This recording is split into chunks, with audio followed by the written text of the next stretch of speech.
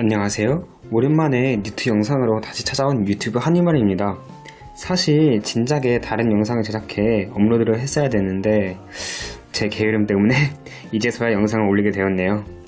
다음에는 좀 더 빨리 영상을 제작해서 업로드하도록 하겠습니다. 저번에는 이제 뉴트를 키울 어항과 여과기를 정했죠. 어항과 여과기를 선택했으면 이젠 어항을 좀 꾸며봐야죠. 물론 별다른 바닥재나 장식 없이 여과기만 있어도 충분히 잘 살아갈 수 있는 게 뉴트이지만 이왕 어항 들인 거 한번 꾸며보는 게 더 괜찮지 않아 하는 마음이 드는 게 사람 마음이잖아요. 저도 그렇고요.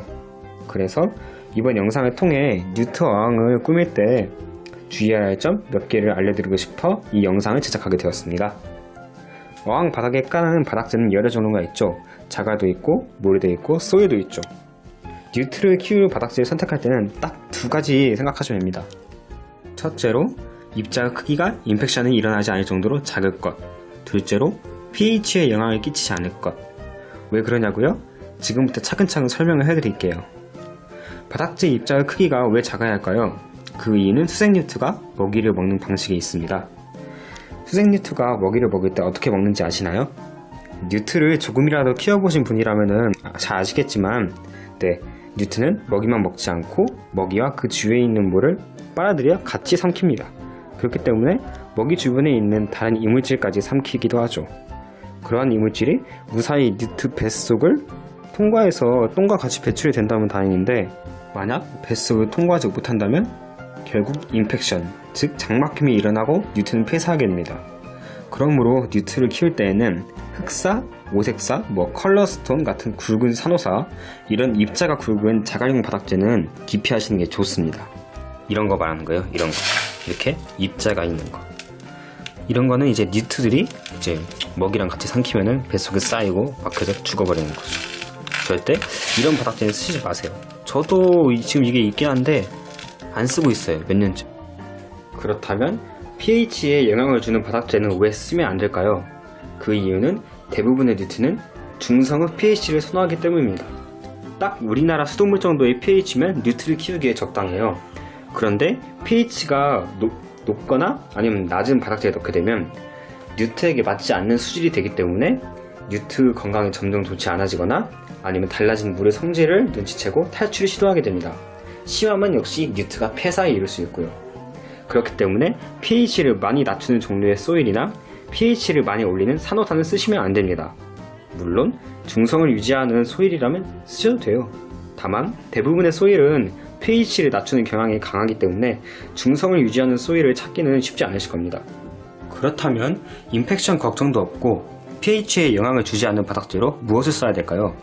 제가 써봤고 또 추천하기도 하는 바닥재는 바로 슈거 타입 샌드입니다.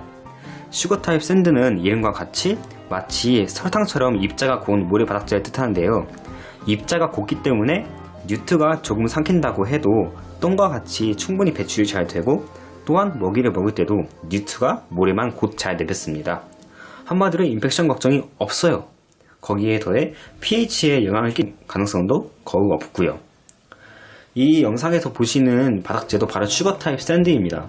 입자가 매우 작아서 뉴트들이 인펙션에 걸릴 걱정이 전혀 없어요. 보시면은 뉴트들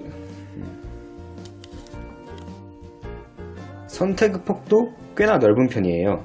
저 같은 경우에는 살색이나 노란색에 가까운 금사를 쓰고 있지만 붉은색인 적사, 아니면 검은색 모래 바닥재, 아니면 굉장히 밝아서 흰색에 가까운 모래 바닥재 등 인터넷에 간단히 검색을 해보시면은 종류가 굉장히 다양하기 때문에 원하는 색상을 골라 쓰실 수가 있어요. 뉴트 바닥재의 답은 뭐다? 슈거 타입 샌드다. 단 라오스 뉴트와 같이 약산성 수질이 요구하는 종에겐 소일과 같은 약산성 바닥재도 좋을 수 있습니다. 바닥재를 골라봤으면 이젠 돌을 골라봅시다. 돌은 수족관에서 구입할 수도 있고 밖에서 그냥 주워다가 쓸 수도 있죠. 일단 밖에서 주워다 쓰는 돌을 말하자면 대부분은 pH를 올립니다. 하지만 잘 골라오면 pH를 그렇게 많이 올리지 않은 경우도 있고 또 보통 뉴트 어항을 꾸미기 위해 어항의 pH를 약간 내리는 경향이 있는 유목을 쓰기 때문에 그러한 유목과 잘 조합해서 쓰시면은 충분히 어항의 수질을 중성으로 유지를 하면서 쓰실 수 있어요. 하지만 그래도 이제 pH를 엄청 올리는 돌이 또 있기 때문에 pH 테스터기 같은 거를 하나씩 구입하셔서 이제 측정을 하시는 걸 추천을 드려요. 수족관에서 구입해서 쓰는 돌에는 몇 가지 종류가 있죠. 대표적으로는 화산석, 황호석, 청룡석 등이 있습니다. 현재 제가 쓰고 있는 것은 그 중에서도 바로 화산석입니다. 화산석은 pH에 영향을 주지 않고 거기다가 음성수초를 활착시킬 때 정말 잘 된다는 장점이 있어요. 그래서 제가 이제 음성수초 때문에 화산석을 애용하고 있습니다. 보시면은 이제 이렇게 화산석의 특징은 표면이 거칠거칠하고 모양이 불규칙적이며 그 다음에 이제 구멍이 송송송 뚫려 있다는 그런 게 있어요. 한마디 현무암 같은 거라고 보시면 됩니다. 하지만 이런 화산석의 장점만 있는 게 아니에요. 이제 의외로 큰 문제가 될 수 있는 단점이 있는데 바로 이 표면 때문입니다. 약간 마모되어서 그렇게 날카롭지 않은 화산석이거나 아니면 그 화산석 전체가 수초로 활착되어 있을 경우는 괜찮지만 만약에 이제 이런 생으로 되어 있고 뉴트가 지나가다가 이제 긁히거나 끼어서 다친 사고가 발생할 수가 있어요. 그러면은 뉴트가 다치면 회복이 어렵겠죠. 아니 어려운 경우도 있어요. 솔직히 쉬운 경우도 있지만 그러니까 잘 생각해보고 선택하시는 게 좋을 것 같습니다. 사실 그 다음의 황호석이나 청룡석은 제가 써본 적이 없는 돌이에요. 그래서 이제 저도 이제 뭐라 말씀드리기가 뻣하긴 한데 그래도 일단 인터넷에서 찾아본 정보라도 조금씩만 간단하게 알려드릴게요. 황호석은 이제 색이 밝으면서도 마치 절벽 같은 느낌을 주는 이제 돌이라고 해요. 제가 가지고 있지 않으니까 이미지는 한번 검색을 해보시는 걸 추천할게요. 이 황호석은 어항을 꾸밀 때 많이 이용되는데 이 황호석도 pH를 거의 상승시키지를 않아서 많이 쓰인다고 합니다. 특히 레이아웃 할 때 많이 쓰인대요. 당연히 뉴트 키울 때도 pH에 영향이 없으니까 좋겠죠? 청룡석은 푸르스름한 회색의 돌을 말하는데요. 이 청룡석도 어항을 꾸밀 때 자주 쓰이는 돌이죠. 하지만 이제 황호석이나 화산석과 달리 pH를 올리는 경향이 매우 강하다고 합니다. 그렇기 때문에 뉴트를 키울 때 굳이 청룡석을 쓰고 싶다 이러면 pH를 내리는 경향이 있는 다른 소재들을 같이 넣어주시는 게 좋을 것 같아요. 라오스 뉴트와 같이 약산성을 선호하는 뉴트에겐 되도록 안 쓰는 게 좋겠습니다.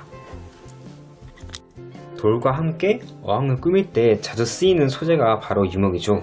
지금은 이제 어항에서 꺼냈지만 저도 유목으로 어항을 꾸몄던 때가 많습니다. 유목이 pH를 낮추는 경향이 있다고는 하나 유목이 있으면 어항이 훨씬 더 예쁘기 때문에 절대로 포기할 수 없는 소재죠. 그러니 유목을 넣고 pH를 재면서 pH가 너무 낮다 싶으면은 환수를 자주 해주시던지 아니면 pH를 높이는 경향이 있는 여과제나 소재를 넣어주시면 될 것 같습니다. 유목의 모양과 형태는 엄청나게 다양해요. 이거는 이제 가지 유목인데 뭐 그루터기 유목도 있고 뭐 잔가지 유목도 있고 아니면 뭐 흔들리는 뭔가 볏짚 같은 유목 같은 것도 있더라고요. 그러니까 이제 사람마다 취향이 많이 다르잖아요. 그러니까 자기가 원하는 취향대로 선택을 하시면 될 것 같습니다. 단 뉴트가 끼어서 다치는 사고가 일어나지 않을 정도로 이제 좀 가지가 큰 게 좋겠죠. 마지막으로는 수초입니다. 돌과 유목이 준비된 어항에 생기를 더해주고 어항을 아름답게 해주는 게 바로 수초죠. 뉴트를 키우는 이유 중 가장 큰 장점이라고 할 수 있습니다. 솔직히 말해서 육생 식물보다 수초가 어느 정도 키우기 쉬운 면이 있거든요. 음성수초만요. 저는 뉴트를 키울 때 유경수초보다는 음성수초 쪽을 추천합니다. 거기에는 몇 가지 이유가 있는데요. 첫 번째로 음성수초는 그리 큰 광량을 요구하지 않아서 굳이 비싼 조명을 살 필요가 없습니다. 유경수초를 제대로 하실 경우 광량이 센 조명이 필요하기 때문에 형광등을 쓸 경우 전기세가 많이 나가고 제대로 된 수초용 LED 조명을 쓸 경우 금전적 부담이 꽤나 심하다는 단점이 있습니다. 그런데 음성수초는 광량이 약해도 키우는데 아무런 지장이 없고 그렇기 때문에 비교적 광량이 약하고 가격이 저렴한 조명을 써도 괜찮고 그러니까 음성수초가 이런 면에서는 좋습니다. 왜냐하면 조명이 꽤나 비싸거든요. 최소 10만원 이상입니다. 두 번째로 키우기 쉽다는 겁니다. 일부 유경수초처럼 복잡한 수질 및 영양분 관리를 요구하지 않아요. 환수만 꾸준히 해줘도 충분히 키울 수가 있을 정도예요. 이게 장점일 수밖에 없는 게 유경수초를 키울 때 쓰는 일부 비료 성분이 갑작스레 어항 내에 증가되었을 때 뉴트가 스트레스를 받는 경우가 꽤 있거든요. 그런데 그 스트레스를 받을 가능성이 아예 제거되는 겁니다. 또한 건강한 음성수초를 구매해 키웠다는 가정하에 정말 안 죽어요. 죽여먹기가 더 힘들어요. 타격을 입어서 이파리에 구멍이 뚫리는 일이 있어도 그렇다고 아예 수초 자체가 싹 죽어버리는 일이 없어요. 초보자도 충분히 지속적으로 오래오래 키울 수 있습니다. 세 번째로 성장 속도가 느리다는 겁니다. 이게 왜 장점이지? 하시는 분들도 계실 텐데 성장 속도가 느리다는 건 관리도 쉽다는 걸 뜻하기 때문입니다. 유경수초의 경우 지속적으로 꾸준히 다듬어주고 너무 무성해진 수초는 뽑아주는 등 관리가 꽤 자주 손이 많이 가는 편인데 음성수초는 천천히 자라다 보니 그런 관리가 자주 필요하지가 않아요. 저 같은 경우에도 3개월에 한 번씩이나 조금씩 정리를 해주고 있습니다. 물론 유경수초에는 유경수초 나름대로의 장점과 아름다움이 있어요. 하지만 뉴트를 중심으로 생각해볼 때 역시 관리가 훨씬 더 쉬운 건 음성수초라고 생각을 합니다. 그러면 이제 이러한 음성수초에는 무엇이 있을까요? 대표적인 음성수초 두 가지를 알려드리겠습니다. 첫 번째로 바로 미크로소리움입니다. 미크로소리움은 길쭉하면서도 넓으며 잘 휘어지는 큰 이파리가 특징인데요. 가장 많이 알려져 있는 이 미크로소리움 프테로포스는 상당히 크게 자라며 성장속도도 음성수초 중에서는 빠르며 번식도 잘 된다는 장점이 있습니다. 이 사진이 아니라 영상에서 보이시는 미크로소리움은 꽤 작은 편인데 원래는 20cm 이상으로 크게 자라요. 저도 그런 게 있었는데 제가 녹여먹었죠 지금은. 자, 이제 미크로소리움은 어떻게 번식시키는지 알려드릴게요. 간단해요. 이런 이파리에 구멍을 바늘 같은 걸로 구멍을 뚫은 다음에 돌에다 묶어갖고 활착을 시키시면 됩니다.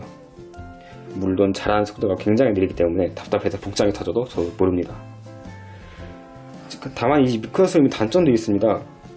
성장 속도가 빠른 편이라 그런지 다른 음성수초에 비해 이파리가 매우 잘 녹아요. 보시면 아시죠? 가운데 주위때만 않고 녹았죠? 저도 한때는 이 미크로소리움이 굉장히 풍성했는데 신경 안 쓰니까 다 녹아버렸습니다. 그래서 제가 프테로포스보다 추천하는 게 바로 네로리프라는 수초입니다. 네로리프는 바로 이 수초예요. 미크로소리움은 거의 비슷한 수초인데 이파리 폭이 더 좁고 길쭉하게 생겼죠. 이건 지금 새끼촉이라서 크기가 작은데 원래는 이파리가 한 20cm까지 또 자라는 그런 큰 수초예요.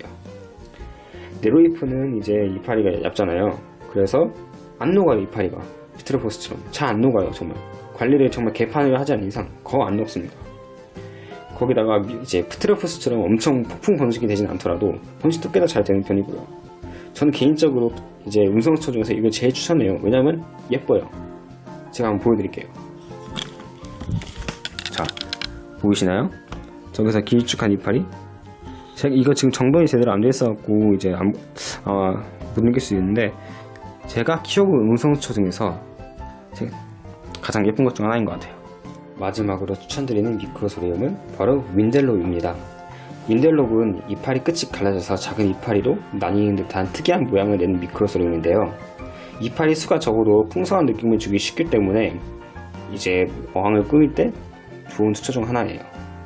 이건 제가 종자형으로 이파리 3개만 있는 건 대충 남겨놓은 건데 2년 만에 많이 컸네요. 성장 속도도 프테로포스처럼 빠르지 않고 네로리프처럼 천천히 크는 편이에요. 이파리도 그렇게 쉽게 상하는 편이 아니고요. 풍성한 느낌을 줄 때 좋습니다. 두 번째는 라나입니다. 라나는 품종과 모양, 크기가 다양하기 때문에 제가 다 설명해 해드리지는 못할 것 같아요. 그러니 그냥 제가 키우고 있는 이 일반적인 라나를 기준으로 말을 해볼게요. 일단 라나는 튼튼해요. 미크로소리움에 비해서 잘 녹지도 않고 대체적으로 미크로소리움보다 더 낮은 광량에서도 잘 사는 것 같아요. 대체적으로 길쭉한 모양을 가진 미크로소리움에 비해 원형의 이파리가 가깝기 때문에 다른 매력을 즐기실 수 있습니다.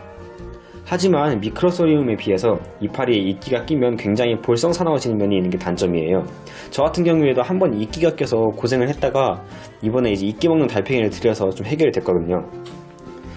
이 이끼가 정말 쉽게 제거가 되지가 않아요. 이게 손으로 닦는다고 해결되는 것도 아니고 그렇다고 수세미로 밀 수 있는 것도 아니라서 굉장히 좀 난처합니다. 이끼가. 그래서 뉴트를 많이 키우지 않고 환수를 자주 하시는 분께 추천을 드릴게요. 만약에 뉴트를 많이 키우고 환수를 자주 하지 않으시는 분에게는 추천을 드리지 않습니다.